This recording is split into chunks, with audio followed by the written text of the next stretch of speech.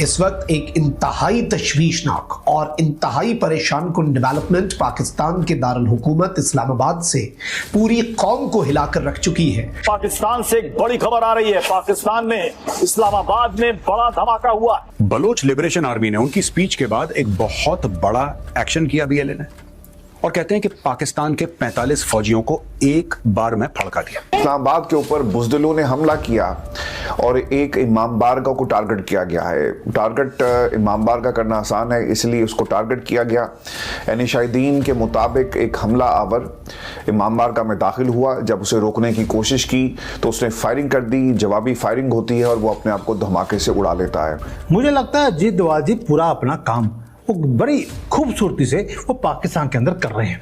पहली बात ये, 100 से ज़्यादा नापाक सोल्जर्स मारे जा चुके हैं पिछले 3-4 दिनों में। इसलिए बोल रहा हूँ, अजीत डोभाल जब काम करते हैं जो चारों तरफ से घेरने के बाद ही काम करते हैं। बहुत ही अफसोसनाक वाकया है। एक बड़ा खतरनाक सा ट्रेंड है जो हम देख रहे हैं। पिछले 2 सालों में जितनी तेजी से दहशतगर्दी के वाकयात जो है मुल्क में बढ़ रहे हैं, रिकॉर्ड टूट रहे हैं। इन अगर आप स्टैट्स देखें, कई सारे अटैक्स हुए। लेटेस्ट अटैक जो हुआ है बहुत बड़ा अटैक है और 45 का नंबर कम नहीं होता। बीएलए ने फड़का दिया। Pakistani media has gone dark about it. Pakistani media को इसके बारे में बात करना नहीं चाहता। आप किसी से पूछो, कह रहे साहब हमें नहीं पता, हमसे मत पूछो। एक डर का माहौल है। ये इतना बड़ा सानिया है कि जिसको अल्फाज में बयान नहीं किया जा सकता। एनी शाहिद के मुताबिक धमाके के बाद हर तरफ जख्मी थे, किसी का बाजू नहीं था, किसी की टांग नहीं थी। अच्छा, मैंने ना वो वीडियोस देखी हैं, आप यकीन करें वो मेरे से कुछ लम्हे भी उन वीडियोस के ऊपर जो है वो नजर नहीं डाली जा सकी। और हर सिंगल न्यूज जो वहां से आ रही है आपको दिखाई देता है कि क्रैक्स पूरी कंट्री के अंदर, जो पूरा पावर सेक्टर है उनके कंट्री के अंदर, उसमें क्रैक्स आने शुरू हो गए। इस्लामाबाद में लास्ट के बाद इमरजेंसी लगा दी गई है।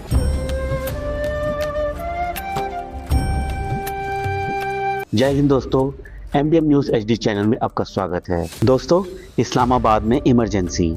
क्या पाकिस्तान अब पूरी तरह तबाह होने की कगार पर है? दोस्तों, पाकिस्तान की राजधानी इस्लामाबाद में एक बहुत बड़ा और खौफनाक अटैक हुआ है और ये ब्लास्ट सीधे एक मस्जिद के अंदर किया गया है। आज से कुछ महीने पहले भी इसी तरह का एक बड़ा हमला हुआ था जिसमें भारी तबाही मची थी। लेकिन एक बार फिर देश के सबसे सुरक्षित माने जाने वाले वीआईपी इलाके में ऐसा अटैक होना यह साफ दिखाता है कि पाकिस्तान का पूरा सिक्योरिटी सिस्टम और खुफिया एजेंसियां बिल्कुल फेल हो चुकी हैं। बलूचिस्तान में बीएलए और अफगान बॉर्डर पर टीटीपी लगातार इनके होश उड़ा रहे हैं, पर अब तो इनकी राजधानी भी महफूज नहीं रही। कमाल की बात यह है कि जो मुल्क दिन रात भारत को मिटाने की धमकियां देता है, उसकी खुद की आर्मी एक छोटे से आतंकवादी संगठन के सामने पूरी तरह लाचार हो चुकी है। इनके पास एयरफोर्स है, नेवी है, लाखों की फौज है, पर फिर भी हमलावर जहां चाहते हैं वहां घुसकर ब्लास्ट कर देते हैं। और पाकिस्तानी आर्मी का काम सिर्फ एक ही है, हर नाकामी के बाद टीवी पर आकर भारत और अफगानिस्तान पर झूठा इल्ज़ाम लगा देना। पाकिस्तान की आवाम खुद अब सवाल पूछ रही है कि अगर नरेंद्र मोदी और अजीत डोभाल का खौफ इतना ज़्यादा है तो तुम्हारी सिक्योरिटी एजेंसियां आखिर कर क्या रही हैं? पाकिस्तान की सरकार ने अपनी ही जनता को हमेशा बेवकूफ़ बनाया है और इसी का नतीजा है कि आज पूरा इस्लामाबाद जल रहा है।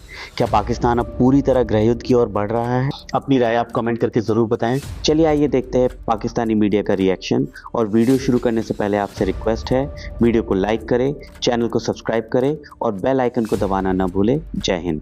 इस्लामाबाद में इमाम बारगाह पर धमाका, खुद को हमला हुआ है। पाकिस्तान का दारुल हुकूमत लहूलुहान है और दहशतगर्दों ने अब तक का सबसे बड़ा वार किया है। बड़ी तादाद में शहादतों की इत्तलात है। शहादतों का फिगर हर गुजरते लम्हे के साथ बढ़ता जा रहा है। पूरे इस्लामाबाद के अंदर इस वक्त इमरजेंसी नाफिज कर दी गई है और इस वक्त अस्पतालों के अंदर जो मुख्तलिफ बड़े अस्पताल हैं इस्लामाबाद के, वहां पर इमरजेंसी वार्ड्स में बेड तक कम पड़ चुके हैं। ये इस्लामाबाद में 3 महीनों में दूसरा बड़ा वाकया था।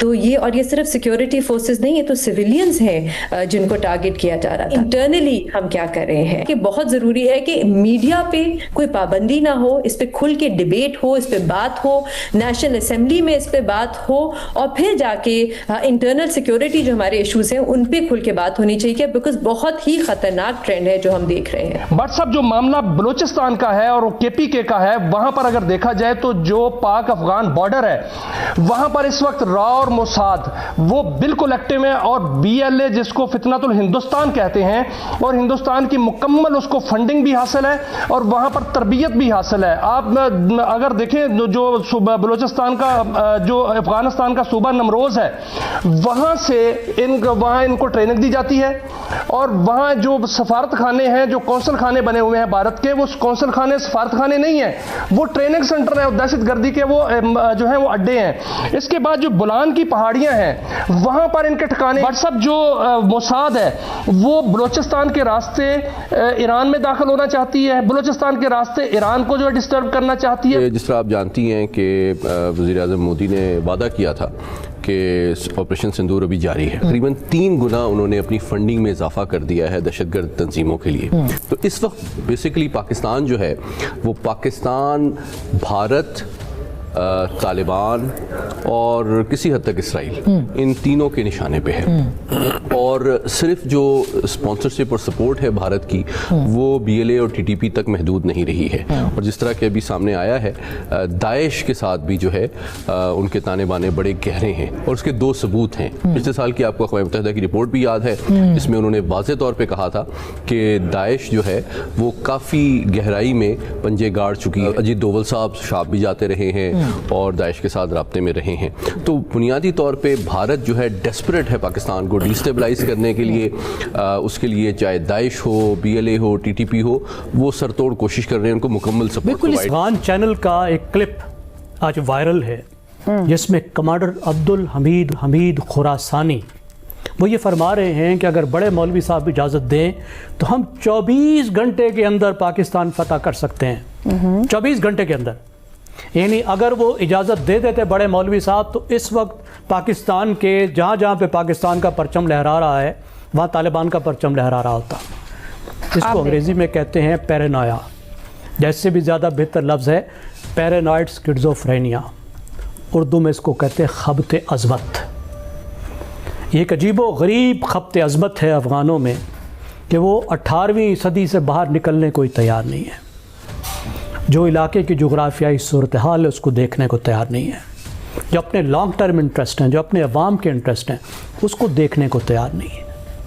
1947 से जो खेल खेलना उन्होंने शुरू किया, आज भी वो इस खेल को बदलने को तैयार नहीं है।